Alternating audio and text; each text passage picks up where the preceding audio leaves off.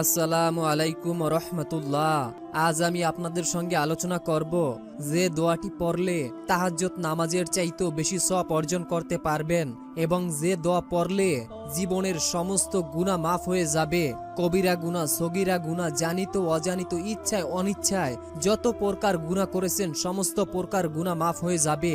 এবং যারা প্রতিদিন তাহাজ্জুদ নামাজ আদায় করেন তারা যদি তাহাজ্জুদ নামাজে একটি ভুল করেন তাহলে আপনার তাহাজ্জুদ নামাজ কবুল হবে না। অর্থাৎ আপনি গভীর রাতে এত কষ্ট করে ঘুম থেকে উঠে আল্লাহ তাআলাকে খুশি করার জন্য নামাজ আদায় করতেছেন, সেই নামাজ আপনার যদি কবুলই না হয় তাহলে কেন আপনি এত কষ্ট করে সেই নামাজ আদায় করলেন? অনুরোধ করব এই ভুলটি আপনারা করবেন না। কোন সেই ভুলটি সেটিও আমি আপনাদেরকে বলে দিব। এবং যে দোয়া পড়লে নবীর সঙ্গে জান্নাতে যেতে পারবেন, নবীর সঙ্গে জান্নাতে যাওয়ার ইচ্ছা সকলেরই রয়েছে, কেই বা না চায় নবীর সঙ্গে জান্নাতে যেতে। রাসূল সাল্লাল্লাহু আলাইহি ওয়াসাল্লাম ইরশাদ করেছেন, প্রতি রাতের শেষ তৃতীয় অংশে আল্লাহ তাআলা দুনিয়ার আসমানে নেমে আসেন এবং বলেন যে আমাকে ডাকবে আমি তার ডাকে সাড়া দেব, যে আমার কাছে কিছু প্রার্থনা করবে আমি তাকে তা দান করব, যে আমার কাছে ক্ষমা চাইবে আমি তাকে ক্ষমা করে দেব। এমন কি কেউ আসো তোমরা যে আমার কাছে কোনো কিছু চাইবে আমি তাকে ক্ষমা করে দেব?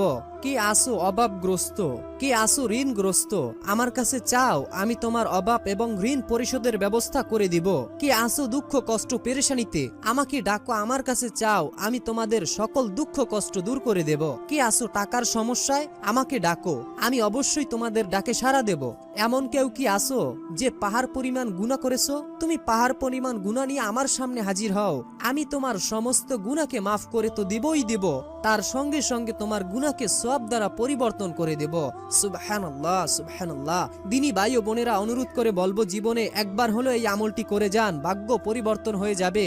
জীবনে তো অনেক জায়গায় অনেক সময় অপচয় করেছেন, একবার না হয় এই আমলটি করে কিছুটা সময় আপনি ব্যয় করলেন, এতে আপনার ভাগ্য খুলে যাবে, কপাল খুলে যাবে। দিনী ভাই ও বোনেরা, প্রথমে আগে আমরা তাহাজ্জুদ নামাজের ফজিলাত জানবো, এরপরে নিয়ম কানুন জানবো, তারপরে দোয়াগুলো জানবো। আল্লাহর নৈকট্য অর্জনের নফল ইবাদাত রাতের নামাজ তাহাজ্জুদ। মর্যাদা ও ফজিলাতের দিক থেকে ফরজ নামাজের পরই তাহাজ্জুদের নামাজের অবস্থান। নবী করিম সাল্লাল্লাহু আলাইহি ওয়াসাল্লাম বলেছেন, ফরজ নামাজের পরই সর্বশ্রেষ্ঠ নামাজ হলো রাতের তাহাজ্জুদ নামাজ। সুবহানাল্লাহ। রাতের নামাজ তাহাজ্জুদ রাতের শেষ অংশে পড়া হয় এবং মহান আল্লাহ তাআলা রাতের শেষ অংশে দুনিয়ার আসমানে নেমে আসেন এবং সকলকে ডেকে বলেন, কি আসো আমাকে ডাকবে আমি তার ডাকেই সাড়া দেব। কি আসো অভাবের কথা আমার কাছে প্রকাশ করবে, আমি তোমার অভাব দূর করে দেব। মহান আল্লাহ তাআলা রাতের নামাজের গুরুত্ব কোরআনুল কারিমে এভাবে তুলে ধরেছেন। দিনী ভাই ও বোনেরা, নিশ্চয়ই রাতের বেলা জেগে যদি তোমরা ইবাদত করো এবং আমাকে ডাকো, সেই ডাকের উপকারিতা সবচাইতে বেশি, সবচাইতে গ্রহণযোগ্য বেশি পাবে। মহান আল্লাহ তাআলা পবিত্র কোরআনুল কারিমে বলেন, আর রহমানের বান্দা তারাই যারা জমিনে অত্যন্ত বিনয়ের সঙ্গে চলাফেরা করে এবং যখন জাহেল ব্যক্তিরা তাদেরকে অশ্লীল ভাষায়, অকাত্য ভাষায় সম্বোধন করে তখন তারা বলে সালাম, আর তারা রাত অতিবাহিত করে তাদের রবের উদ্দেশ্যে সেজদারত হয়ে এবং দাঁড়িয়ে থেকে। সুবহানাল্লাহ। তাহাজ্জুদ রাতের নামাজ ফরজের পর আল্লাহ তাআলা রাতের নামাজের প্রতি যথাযথ গুরুত্বারোপ করেছেন। তাই মুমিন মুসলমানের কাছে রাতের নামাজ তাহাজ্জুদের গুরুত্ব ও ফজিলাত অনেক বেশি। দিনী ভাই ও বোনেরা, তাহাজ্জুদ নামাজ পড়ার সময় তাহাজ্জুদ নামাজ রাতে পড়া হয়। এটি ইশারের নামাজ আদায় করার পর থেকে ভোর হওয়ার আগ পর্যন্ত, অর্থাৎ ফজরের সময় হওয়ার আগ পর্যন্ত পড়া যায়। তবে তাহাজ্জুদের নামাজ অর্ধ বা দ্বিতীয় প্রহরে পড়া ভালো, তবে সর্বোত্তম হচ্ছে শেষ রাতে তাহাজ্জুদ নামাজ পড়া। দিনী ভাই ও বোনেরা, অনেকেই হয়তো জানেন না যে তাহাজ্জুদের নামাজ কত রাকাত পড়তে হবে এবং তাহাজ্জুদের নামাজ মোট কত রাকাত, এটা অনেকেই জানেন না। তাহাজ্জুদের নামাজের রাকাতের সংখ্যা নিয়ে ইসলামিক স্কলারদের মধ্যে মত পার্থক্য আছে, তবে অধিকাংশ স্কলারদের মতে তাহাজ্জুদের নামাজ সর্বনিম্ন 2 রাকাত আর সর্বোচ্চ 8 রাকাত, এর বেশিও পড়া বৈধ। নবী করিম সাল্লাল্লাহু আলাইহি ওয়াসাল্লাম কখনো 4 রাকাত, কখনো 8 রাকাত এবং কখনো 12 রাকাত তাহাজ্জুদ নামাজ পড়তেন। কিন্তু যদি কেউ রাতে এশারের পর থেকে শেষ রাত পর্যন্ত 2 রাকাত নামাজ পড়ে তবে তা তাহাজ্জুদ আদায় হবে। হযরত ইবনে আব্বাস রাদিয়াল্লাহু তাআলা আনহু বলেছেন, যে ব্যক্তি এশারের পর 2 রাকাত বা ততোধিক রাকাত নামাজ পড়ে নেয় সে হবে তাহাজ্জুদের ফজিলাতের অধিকারী। সুবহানাল্লাহ। দিনী ভাই ও বোনেরা, যারা শেষ রাতে জেগে তাহাজ্জুদ নামাজ আদায় করতে পারবেন না, আপনারা চাইলে এশারের নামাজের 1 থেকে 1.5 ঘন্টা অথবা 2 ঘন্টা পর অথবা 1 ঘন্টা পর চাইলে আপনারা 2 রাকাত তাহাজ্জুদের নামাজ আদায় করে নিতে পারবেন। নিয়মগুলো আপনাদেরকে বলে দিচ্ছি কিভাবে আপনারা তাহাজ্জুদ নামাজ আদায় করবেন এবং কোন ভুলটি আপনারা করবেন না তাহাজ্জুদ নামাজে সেটিও বলে দিচ্ছি। ধৈর্য ধরে ভিডিওটি শেষ পর্যন্ত দেখুন। অনুরোধ করছি ভিডিওর কমেন্ট বক্সে 3 বার আমিন লিখে উন্মুক্ত দয় শরীক হয়ে থাকুন। দিনী ভাই ও বোনেরা, অনেকেই জানেন না তাহাজ্জুদ নামাজ কোন সূরা দিয়ে পড়তে হয় এবং কোন সূরা দিয়ে পড়লে ভালো হয়। তাহাজ্জুদ নামাজের জন্য নির্দিষ্ট কোনো সূরা বা নিয়ম নেই। অন্যান্য উক্তর নামাজের মতো রাতের নামাজ তাহাজ্জুদ পড়তে হয়। সূরা ফাতিহার সঙ্গে যে কোনো সূরা মিলিয়ে এই নামাজ পড়া যায়, তবে উত্তম হলো দীর্ঘ বা লম্বা কেরাত তাহাজ্জুদ নামাজ পড়া। যদি কারো বেশি আয়াত বা লম্বা সূরা মুখস্থ থাকে তবে তার জন্য লম্বা কেরাত তাহাজ্জুদ নামাজে পড়া উত্তম, কারণ নবী করিম সাল্লাল্লাহু আলাইহি ওয়াসাল্লাম সব সময় বড় বড় সূরা দিয়ে তাহাজ্জুদ নামাজ আদায় করতেন। তাই আমাদেরও বড় সূরা মুখস্থ করে তা দিয়ে তাহাজ্জুদ আদায় করা উত্তম। সুবহানাল্লাহ। দিনী ভাই ও বোনেরা, অনেকেই যারা তাহাজ্জুদ নামাজ আদায় করেন আপনারা সূরা ফাতিহার সঙ্গে সূরা ইখলাসটি অবশ্যই রাখবেন, কারণ সূরা ইখলাসকে বলা হয়েছে কোরআনের 1/3 অংশ। আপনারা অনেকেই এই ভুলটি করে থাকেন, আপনারা সূরা ইখলাসকে পড়েন না তাহাজ্জুদের নামাজে। আবার অনেকেই আছেন যারা পড়েন। যদি আপনাদের সূরা ইখলাসটি মুখস্থ না থাকে আমি আপনাদেরকে এখনই বলে দিচ্ছি, কেননা আপনারা যদি এই ইখলাসটি পড়েন, সূরা ইখলাস হচ্ছে কোরআনের 1/3 অংশ। তো আগে আমি সূরা ইখলাসের ফজিলাতটি বলে দিচ্ছি যে আপনারা কেন এই তাহাজ্জুদ নামাজে আপনারা সূরা ইখলাস পড়বেন। এর ফজিলাত তো জানা আপনাদের আগে জরুরি, তাই না? তো আমি আপনাদেরকে ফজিলাতটি বলে দিচ্ছি। সূরা ইখলাস ফজিলত ও মর্যাদার একটি সূরা। পবিত্র কোরআনের 112তম সূরা এটি, যা মক্কায় অবতীর্ণ হয়েছে। এই সূরায় তাওহীদ বা আল্লাহ তাআলার একাত্মবাদের ঘোষণার পর আল্লাহ তাআলার সন্তান সন্ততি আছে বলে যে বিভ্রান্ত ধারণা করা হয় তার প্রতিবাদ করা হয়েছে।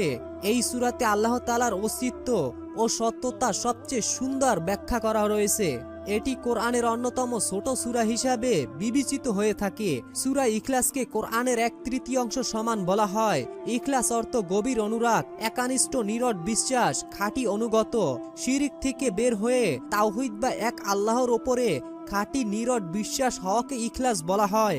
মুশরিকরা হযরত মুহাম্মদ সাল্লাল্লাহু আলাইহি ওয়াসাল্লামকে আল্লাহর বংশের পরিচয় জিজ্ঞাসা করেছিলেন, যার জবাবে এই সূরা নাজিল হয়। কোন কোন রিওয়ায়াতে এসেছে যে তারা আরো প্রশ্ন করেছিল, আল্লাহ তাআলা কিসের তৈরি, সোনা, রূপা অথবা অন্য কিছু? এর জবাবে সূরাটি অবতীর্ণ হয়। সূরা ইখলাসের ফজিলাত অনেক। সূরা ইখলাস যিনি ভালোবাসেন তিনি জান্নাতে যাবেন। হাদিসে এসেছে, এক ব্যক্তি রাসূল সাল্লাল্লাহু আলাইহি ওয়াসাল্লামের কাছে এসে আরজ করলেন, আমি সূরা ইখলাসকে ভালোবাসি। রাসূল সাল্লাল্লাহু আলাইহি ওয়াসাল্লাম বললেন, সূরা ইখলাসের প্রতি ভালোবাসা তোমাকে জান্নাত দাখিল করবে। সুবহানাল্লাহ। দিনী ভাই ও বোনেরা, আপনাদেরকে আমি বুঝাতে পেরেছি মনে হয় যে যদি আপনারা সূরা ইখলাস মানে তাহাজ্জুদ নামাজে পড়েন তাহলে কত ফজিলাত আপনারা পাবেন। প্রথমে আপনারা অন্য কোনো সূরা পড়বেন, কিন্তু দ্বিতীয় রাকাতে মানে 2 রাকাত বিশিষ্ট নামাজে আপনারা অবশ্যই সূরা ইখলাসকে পড়বেন। কেননা যখন আপনারা সূরা ইখলাস পড়বেন তখন আপনাদের প্রতি রহমত নাজিল করবেন আল্লাহ। আর এই সূরা ইখলাসের ফজিলাত অনেক বেশি। সূরা ইখলাস যিনি ভালোবাসবেন তাকে আল্লাহ তাআলা জান্নাত দাখিল করবেন। সুবহানাল্লাহ, সুবহানাল্লাহ। হাদিসের অন্য বর্ণনায় আসছে, সূরা ইখলাস 3 বার পাঠ করলে 1 খতম কোরআন তিলাওয়াতের সমপরিমাণ সওয়াব পাওয়া যায়। সুবহানাল্লাহ, সুবহানাল্লাহ। হযরত আয়েশা রাদিয়াল্লাহু তাআলা আনহা হতে বর্ণিত আছে, এক যুদ্ধে রাসূল সাল্লাল্লাহু আলাইহি ওয়াসাল্লাম এক ব্যক্তিকে আমির বা নেতা নিযুক্ত করলেন। তিনি নামাজের ইমামতিকালে সূরা ফাতিহা ও অন্য সূরার শেষে প্রতি রাকাতেই সূরা ইখলাস পাঠ করতেন। দিনী ভাই ও বোনেরা, সূরা ইখলাস পাঠ করলে গুনাহ মাফ হয়ে যায়। রাসূল সাল্লাল্লাহু আলাইহি ওয়াসাল্লাম বলেছেন, যে ব্যক্তি প্রতিদিন 200 বার সূরা ইখলাস পড়বে তার 50 বছরের গুনাহকে মাফ করে দেওয়া হবে, তবে তার ঋণ থাকলে তাও পরিশোধ হবে ইনশাআল্লাহ। যে ব্যক্তি একবার সূরা ইখলাস পাঠ করলো, সে কোরআনুল কারীমের 1/3 পাঠ করার সওয়াব লাভ করলো। সুবহানাল্লাহ। যে ব্যক্তি সূরা ইখলাস 10 বার পাঠ করলো, আল্লাহ তাআলা নিজ কুদরতি হাতে জান্নাতের মধ্যে তার জন্য বিশেষ মর্যাদার মহল তৈরি করবে। সুবহানাল্লাহ। যে ব্যক্তি অধিক পাঠ করবে, আল্লাহ তাআলা তার জন্য জান্নাত অজীব করে দেবেন। যে ব্যক্তি অধিক পরিমাণে সূরা ইখলাস পাঠ করবে, আল্লাহ তাআলা তার জন্য লাশ বহন করার জন্য হযরত জিবরাইল আলাইহিস সালামের সাথে 70,000 ফেরেশতা নিযুক্ত করবেন। ফেরেশতারা তার লাশ বহন করবে ও জানাজায় শরীক হবেন। দিনী ভাই ও বোনেরা, এখন আমি আপনাদেরকে সূরা ইখলাসটি বলে দিচ্ছি। বিসমিল্লাহির রহমানির রহিম। কুল হুয়াল্লাহু আহাদ, আল্লাহুস সামাদ, লাম ইয়ালিদ ওয়া লাম ইউলাদ ওয়া লাম ইয়াকুল্লাহু কুফুয়ান আহাদ। অর্থ: বলুন, তিনি আল্লাহ একক এবং অদ্বিতীয়। আল্লাহ কারো উপর মুখাপেক্ষী নন, বরং সকলেই তার মুখাপেক্ষী। তার কোনো সন্তান নেই এবং তিনি কারো সন্তান নন এবং তার সমতুল্য কেউই নেই। সুবহানাল্লাহ, সুবহানাল্লাহ। দিনী ভাই ও বোনেরা, অনুরোধ করে বলবো, অবশ্যই আপনারা তাহাজ্জুদ নামাজে এই সূরাটি পড়বেন, অথবা আপনারা যে কোনো নামাজে সূরা ইখলাস রাখবেনই। অবশ্যই আপনারা সূরা ইখলাস রাখবেন। সূরা ফাতিহার পর আপনারা যে কোনো সূরা মেলানোর পর আপনারা চাইলে সূরা ইখলাস পড়তে পারেন, কোনো সমস্যা নেই। এক সাহাবী তো এরকম ভাবেই পড়েছেন, মানে প্রতি রাকাতে সূরা ইখলাস পড়তেনই তিনি। তাই অবশ্যই আপনারা সূরা ইখলাসের এই আমলটি বাদ দিবেন না, এতে আপনাদের গুনাহ মাফ হবে।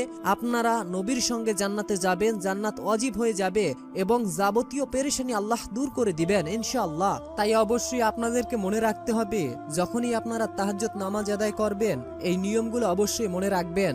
এবং আপনারা তাহাজ্জুদ নামাজ যখন আদায় করবেন, তখন অবশ্যই আপনারা তাহাজ্জুদ নামাজে এই ভুলটি করবেন না। সেই ভুলটি হচ্ছে, যখন আপনারা তাহাজ্জুদ নামাজ আদায় করেন, তখন অবশ্যই আপনারা তাহাজ্জুদ নামাজের শেষে মহান আল্লাহ তাআলার কাছে দোয়া করার আগে অবশ্যই দুরূদ পড়বেন। দুরূদ আপনাদের সুবিধার জন্য একটি বলে দিচ্ছি। বিসমিল্লাহির রহমানির রহিম। আল্লাহুম্মা সাল্লি আলা মুহাম্মাদি ওয়া আলা আলি মুহাম্মাদ কামা সাল্লাইতা আলা ইব্রাহিম ওয়া আলা আলি ইব্রাহিম ইন্নাকা হামিদুম মাজিদ। আল্লাহুম্মা বারিক আলা মুহাম্মাদি ওয়া আলা আলি মুহাম্মাদ কামা বারাকতা আলা ইব্রাহিম ওয়া আলা আলি ইব্রাহিম ইন্নাকা হামিদুম মাজিদ। অথবা আপনারা এই ছোট্ট দুরূদও পড়তে পারেন, সাল্লাল্লাহু আলাইহি ওয়াসাল্লাম। এই দুরূদ পড়ার পর আপনারা দোয়াগুলো এবং আমলগুলো করবেন। দোয়াগুলো আমি বলে দিচ্ছি। বিসমিল্লাহির রহমানির রহিম। রব্বি ইন্নী যালামতু নাফসি ফাগফিরলি, রব্বি ইন্নী যালামতু নাফসি ফাগফিরলি। বিসমিল্লাহির রহমানির রহিম। আল্লাহুম্মা ইন্নাকা আফুন তুহিব্বুল আফওয়া ফাফু আন্নী, আল্লাহুম্মা ইন্নাকা আফুন তুহিব্বুল আফওয়া ফাফু আন্নী, রব্বি ইন্নী যালামতু নাফসি ফাগফিরলি। এই দোয়াগুলো পড়ে আল্লাহ তাআলার কাছে আপনার মনের আশাগুলো প্রকাশ করবেন। ইনশাআল্লাহ মহান আল্লাহ পাক রব্বুল আলামিন আপনার দোয়াকে কবুল করবেন, সকল হাজতকে পূরণ করে দেবেন ইনশাআল্লাহ। তাই মনের ভিতরে বিশ্বাস নিয়ে জীবনে একবার হলেও এই আমলটি করবেন। এই উদ্দেশ্যে যারা ভিডিওটি প্রথম থেকে শেষ পর্যন্ত দেখে আসছেন, মহান আল্লাহ তাআলার কাছে দোয়া করি, হে আল্লাহ, যে যেই উদ্দেশ্য নিয়ে, যে যেই আশা নিয়ে এই আমলটি করবে, আপনি সকলের দোয়া কবুল করে নিন, সকলের গুনাহ মাফ করে দিন, সকলের অভাব অনটন দূর করে দিন, সকলকে গায়বী খাজানা থেকে অর্থ দান করুন। যারা কষ্টে আছে তাদের কষ্ট দূর করে দিন, যারা প্রকৃত পক্ষে অভাবী আপনি তাদের অভাব দূর করে দিন, যারা ঋণগ্রস্ত ঋণ পরিশোধের ব্যবস্থা করে দিন, যারা অসুস্থ তাদেরকে সুস্থ করে দিন। আমিন। তো কমেন্ট বক্সে আমিন লিখে দোয়াতে শরীক থাকুন, কেননা কে জানে কখন কার দোয়া আল্লাহ কবুল করে নেন। তো বন্ধুরা, এই ছিল আমাদের আজকের ভিডিও সম্পর্কে যদি আপনাদের কোনো মতামত থাকে অবশ্যই কমেন্টে জানাবেন। এখনকার মতো বিদায় নিচ্ছি, দেখা হবে পরবর্তীর ভিডিওতে। ততক্ষণ পর্যন্ত ভালো থাকুন, সুস্থ থাকুন। আসসালামু আলাইকুম ওয়া রাহমাতুল্লাহ।